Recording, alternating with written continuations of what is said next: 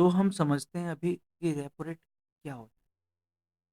Suppose हमारे पास एक PNB bank है, इसके पास जो मनी है वो अभी थोड़ा कम है, ठीक है।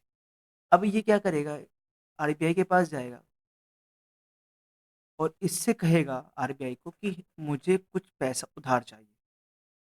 तो आरबीआई बोलेगा ठीक है, मैं तुम्हें पैसा तो उधार दे सकता हूँ, बट मुझे उसके लिए इंटरेस्ट चाहिए।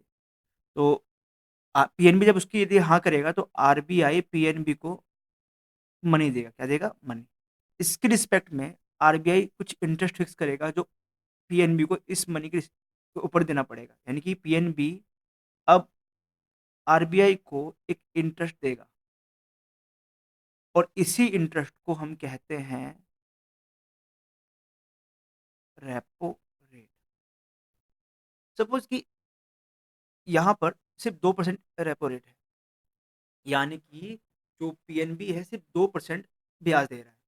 क्योंकि पीएनबी को मार्क लोन लेने के लिए आरबीआई से कम ब्याज देना पड़ रहा है, तो वो ज़्यादा से ज़्यादा पैसे को लेना चाहेगा और जितने ज़्यादा वो पैसे लेगा, वो उतना ही मार्केट में ज़्यादा मनी को सप्लाई कर पाएगा। यानी कि जब हमारा रेपो रेट कम होता है, तो हमारी लिक्विडिटी बढ़ जाती है। वहीं अगर हमारा रेपो रेट बढ़ जाए,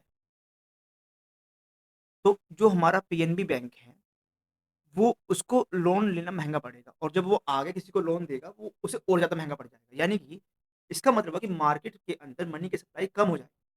मीन्स जब हमारा रेपो रेट ज़्यादा होता है, तो हमारी लिक्विडिटी कम होती है।